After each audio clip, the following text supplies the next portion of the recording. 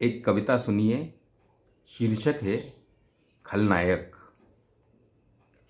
कहानी से एक जिन्न निकलता है और पूरे शहर को ले लेता है अपनी गिरफ्त में। बहुत बिगड़ा हुआ है इसका मिजाज, अलादीन के बस में नहीं अब उसे संभालना। कहानी से एक जिन्न निकलता है और पूरे शहर को ले लेता है अपनी गिरफ्त में। बहुत बिगड़ा हुआ है इसका मिजाज, अलादीन के बस में नहीं अब उसे संभालना। तूफान की तरह आता है और खलिहानों में सूखती मिर्चियों को उड़ा ले जाता है अपने साथ।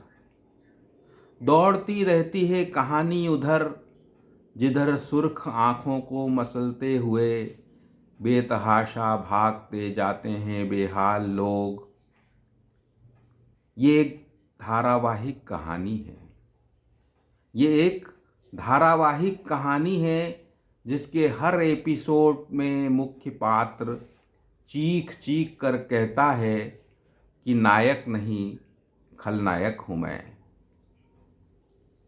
जंगल में लगी आग की तरह आता है कभी कभी, तो कभी पहाड़ से उतरकर जीवन को रोनता हुआ निकल जाता है महासागर में उत्पात मचाने। समझ ही नहीं पाते हम कि किस रूप में उपस्थित हो जाएगा वह आगे।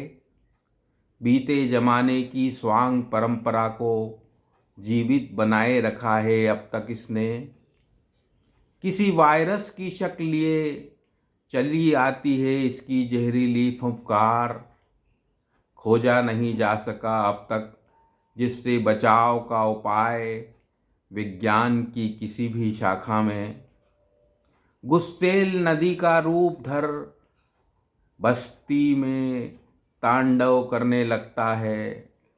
गुस्सेल नदी का रूप धर बस्ती में तांडव करने लगता है, तो कभी धरती के भीतर पहुंचकर चलाने लगता है हथौड़े।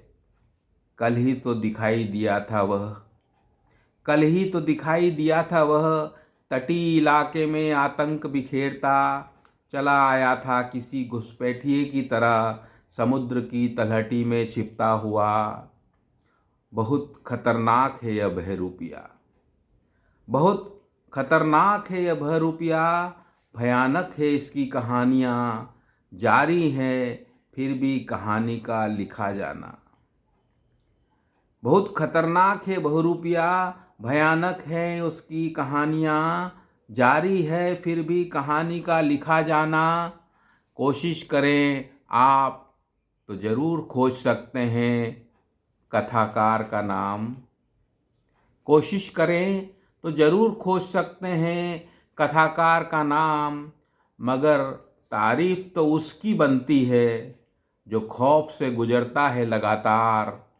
कहानी का हर पैरा, कहानी का हर पैरा देता है जिसे लड़ने की नई ताकत। कविता थी खलनायक। धन्यवाद।